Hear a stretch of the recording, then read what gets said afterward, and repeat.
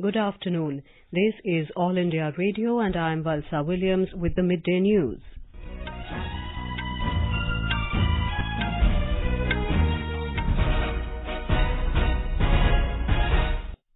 The headlines. Home Minister Rajnath Singh to arrive in Dhaka today on a 3-day visit.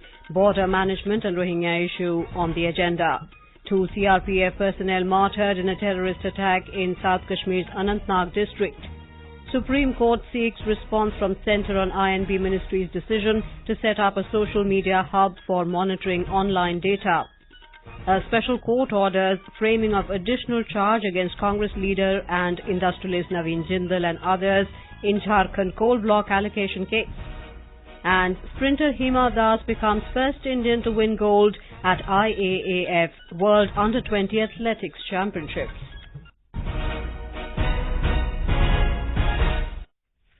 Home Minister Rajnath Singh will embark on a 3-day visit to Bangladesh today. According to officials, the Home Minister and his Bangladeshi counterpart will hold talks on various issues. More from our correspondent. The issues likely to be discussed include security, border management, cooperation in countering illegal activities and travel arrangements. The Rohingya issue is also expected to figure out in the meeting. The Home Minister is also scheduled to pay a courtesy call on the Bangladesh Prime Minister Sheikh Hasina. He, along with the Prime Minister, will also inaugurate a new state-of-art integrated Indian visa application centre in Dhaka. Tomorrow, the Home Minister will visit Rajshahi to jointly inaugurate the Bangladesh-India Friendship Building at the Bangladesh Police Academy. During his stay in Bangladesh, Mr. Singh will co-chair the 6th meeting of the India-Bangladesh Home Minister level talks. Diksha Saxena, News Desk. In Jammu and Kashmir, 2 CRPF personnel were killed and 2 injured, including a civilian in a terrorist attack in South Kashmir's Anantnag district. Officials said terrorists attacked a CRPF patrolling party by firing upon them near Achapal area. 3 paramilitary personnel and a pedestrian sustained bullet injuries and were taken to a nearby hospital for treatment, where 2 among the critically injured CRPF personnel succumbed to their injuries. Security sources said that the area has been cordoned off and a hunt has been launched to nab the attackers. Meanwhile, unidentified terrorists attacked a police station in Yaripura area of South Kashmir's Kulgam district. There was no immediate report of loss of life or injury in the incident. Union Minister of State for Information and Broadcasting Colonel Rajyavardhan Rathore has said the freedom of the country cannot be compromised and violence has no place in democracy. Inaugurating a media conclave in Kochi today, he reiterated that violence is the negation of freedom. Violence itself is negation of freedom. Let any independent tribunal carry out a study in states like Kerala and West Bengal and see how many of my own party ideological supporters have been killed because of their ideological difference. The minister further said everybody has the responsibility to protect the constitution of the country. He said Jammu and Kashmir is an integral part of India and violence in the state cannot be tolerated at any cost. Road Transport and Shipping Minister Nitin Gadkari will lay foundation stones and inaugurate various developmental projects worth over 6,600 crore rupees in Visakhapatnam today.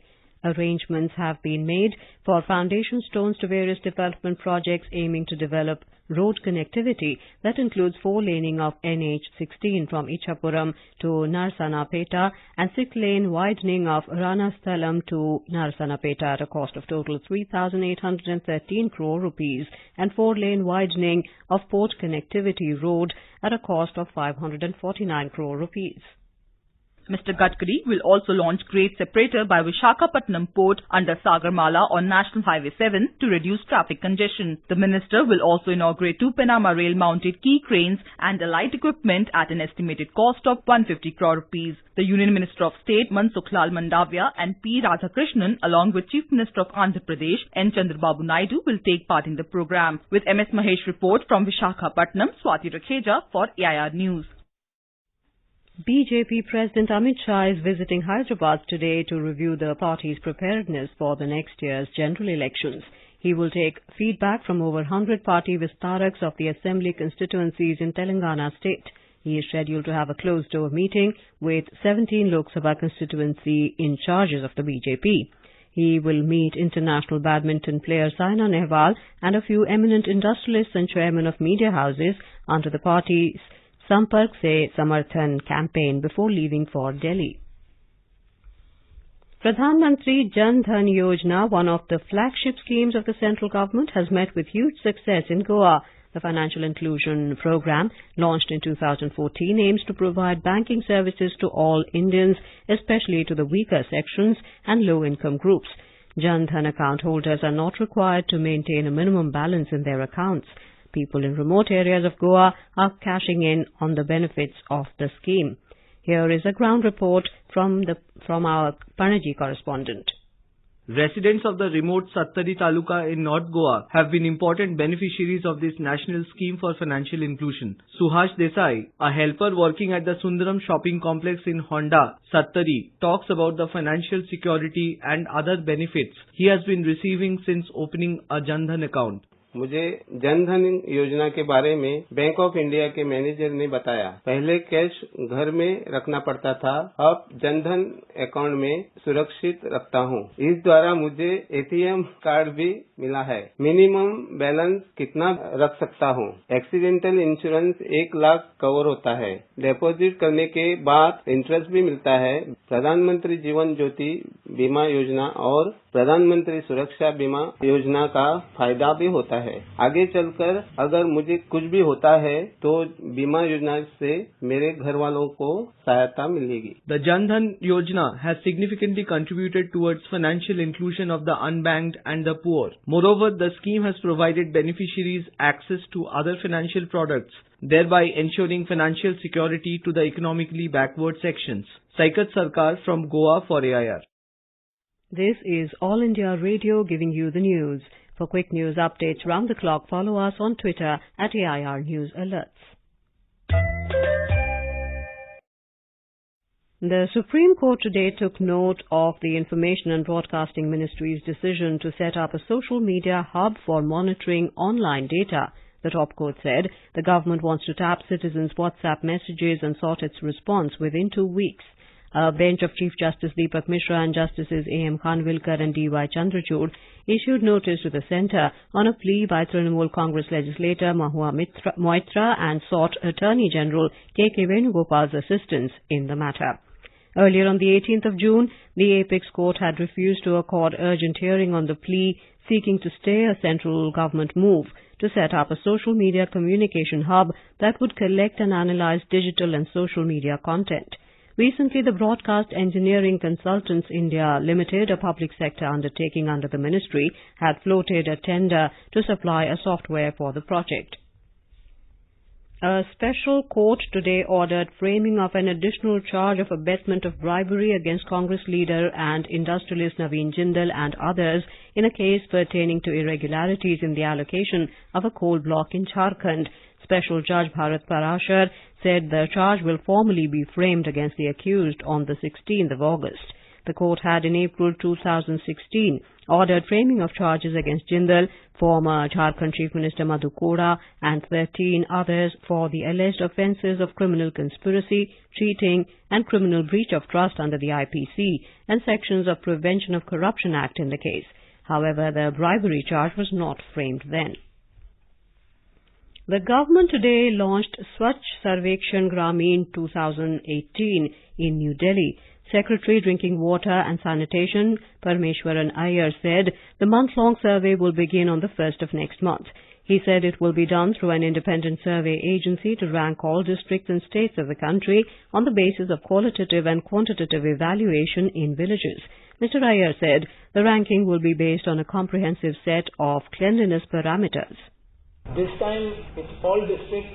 We are looking at a very broad definition of Swachhata, which includes solid and liquid waste management. More importantly, this is giving a very high weightage to public perception and public feedback, which was not there before. So it is quite dramatically different in scope and size and in terms of getting what people think about this program. As you saw, there will be widespread interaction, both physical and online.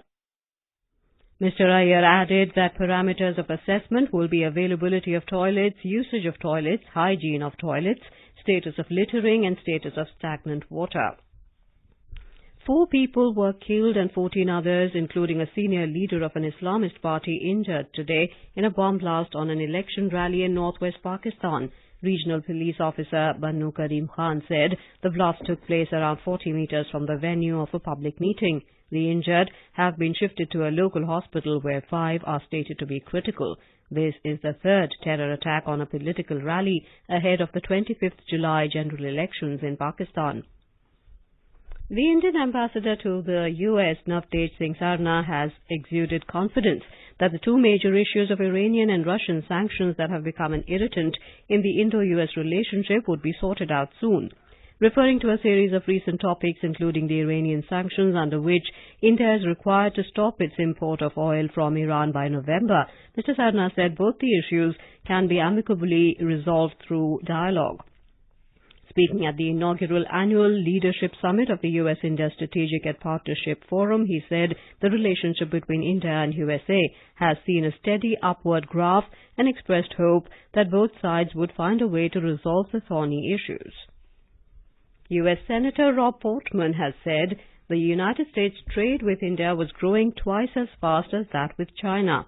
It sends a powerful message across the world that this bilateral relationship was deepening. Rob Portman also called for removing trade and non-tariff barriers, which he felt was an impediment to growth of bilateral trade. The senator was speaking at the inaugural annual leadership summit of the US-India Strategic and Partnership Forum. Portman asserted that the opportunity to develop this relationship is tremendous, as India is the world's 6th largest economy of the world.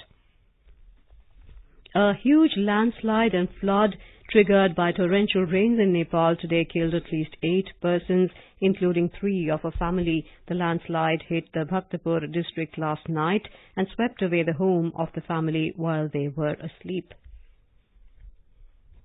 Japan Prime Minister Shinzo Abe today met the survivors of devastating rains that killed at least 204 people in flash flooding and landslides. Mr. Abe said that he wants local governments in disaster-hit areas to do all they can for emergency assistance and reconstruction.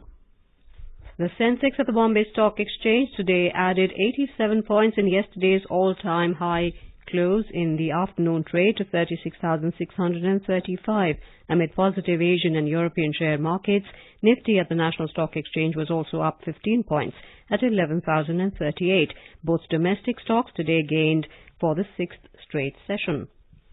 Hima Das scripted history by becoming the first Indian woman to win a gold at the IAAF World Under-20 Athletics Championships in Tampere, Finland yesterday. She clinched the top spot in the women's 400 meters final race on the 3rd day of the competitions.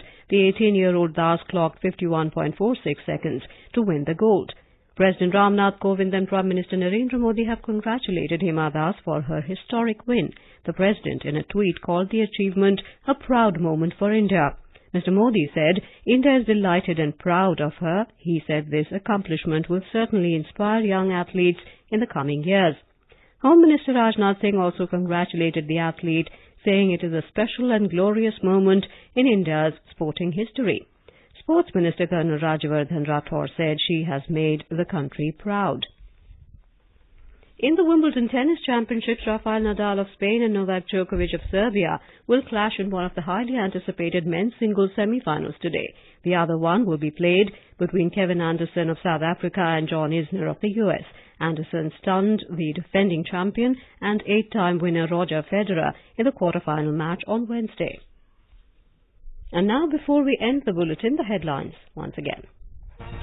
Home Minister Rajnath Singh to arrive in Dhaka today on a 3-day visit, border management and Rohingya issue on the agenda. 2 CRPF personnel martyred in a terrorist attack in South Kashmir's Anantnag district. Supreme Court seeks response from Centre on INB Ministry's decision to set up a social media hub for monitoring online data. A special court orders framing of additional charge against Congress leader and industrialist Naveen Jindal and others in Jharkhand coal block allocation case. And sprinter Hima Das becomes first Indian to win gold at IAAF World Under-20 Athletics Championships. And with that, we end the Midday News.